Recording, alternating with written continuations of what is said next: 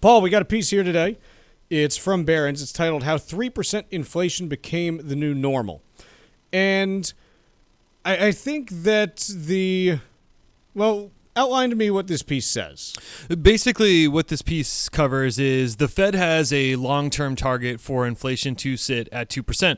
Many listeners out there will recall back in 2022, we peaked out as high as 9% on the inflationary front. Since then, there's been tremendous progress made to get us to the 3% that we sit at today. However, we have plateaued at that 3% level for quite a period of time here, and there hasn't been meaningful progress towards driving it down to 2%. And what this piece cites is many expectations for inflation moving forward, whether it be from the Federal Open Market Committee or others who sort of do projections as to where they think inflation is going to go. Surveys seem to be indicating that we're moving further and further away from that 2% anchor target that the Fed has targeted. And really where this is interesting to me, and I'm sure you have commentary on it too, is this is a target that the Fed has. It's not ironclad that it has to be 2%, but it's something they're shooting for. And what I continually debate is whether or not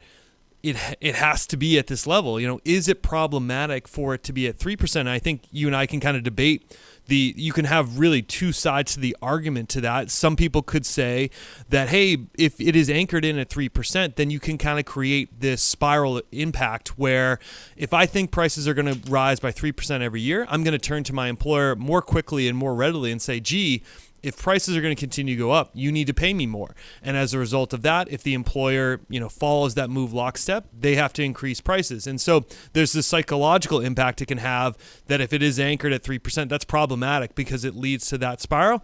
On the other end, you could kind of say that, 3% still allows some flexibility for the Federal Reserve to move interest rates around a little bit more if you're sitting at that level. Sure. And that it could kind of be eroded away over time, some of the debt that people have if inflation is marching at that level. So I'm always interested, and I don't know where you sit on that side of the argument, but it's something that I don't think you can have a clear-cut winner on, but there's differing views out there. Yeah, and Mark Fandetti, it was a great summary there, by the way, Paul. And Mark Fandetti has talked about this, and that if you look at a lot of the academic literature on this, failure. There's no consensus as to, this is the right rate of inflation.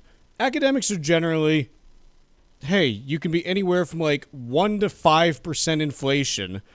And as long as you're, again, kind of anchored there, there's beliefs that you can be okay in those areas. I generally tend to err on the lower side of things just because people really just don't like inflation. Even if you make 4% more this year and your stuff costs 4% more, you're like, oh, I'm making more, but it feels bad because you're not buying more. It'll piss you off more on the price going up. Correct. So I think I generally err towards... Yeah, I'd prefer lower, all else being equal, but we've had good economies with 3% inflation. We've had bad ones with 1%. There's nothing to say this is the right inflation rate. And remember, when we're talking about inflation, folks, what we talk about is the rate of inflation. We're not talking about what prices are, because prices basically never go down. In the aggregate, you never see that. Yes, you can see the price of eggs go down, but it happens as the price of beef's going up, and so your grocery cost, this is just how it ends up working.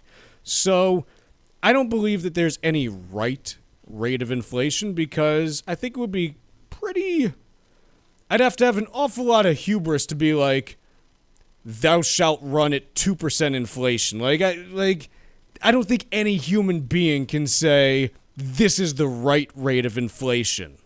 Exactly. The key word that you mentioned is anchored. It has to be at a steady level of inflation, whether it's 4%, you could maybe argue it's too high, but whether it's 2% or 3%, as long as it's marching along on that trend steadily, then it makes for a more palatable economic environment. If it starts swinging between 1 and 4, that's when you're going to have problems, and it's going to be more challenging to operate. And those problems, by the way, are numerous.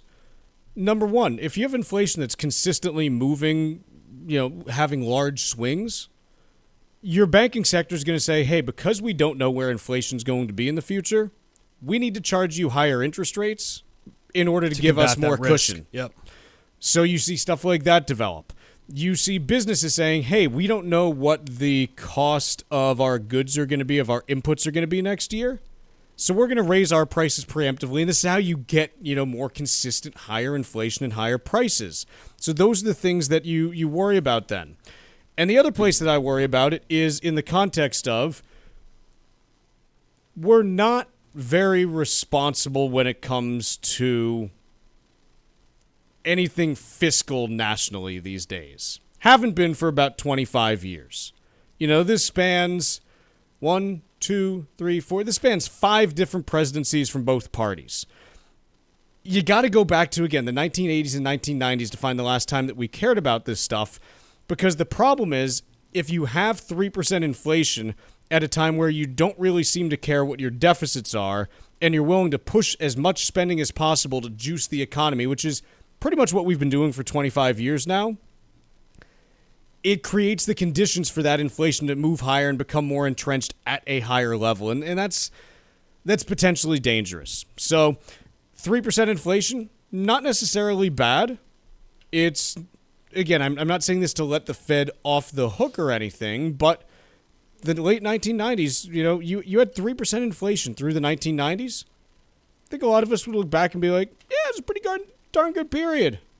Things were pretty okay then. Granted, then you had, the tech bubble bursting, and you were like, okay, this is not okay. And then the housing bubble burst, and you're like, this still isn't okay. And then you had, high inflation and shutdowns and this and that, and you're like, this still isn't okay. But for a little brief period in time, you were like, yeah, this is pretty cool.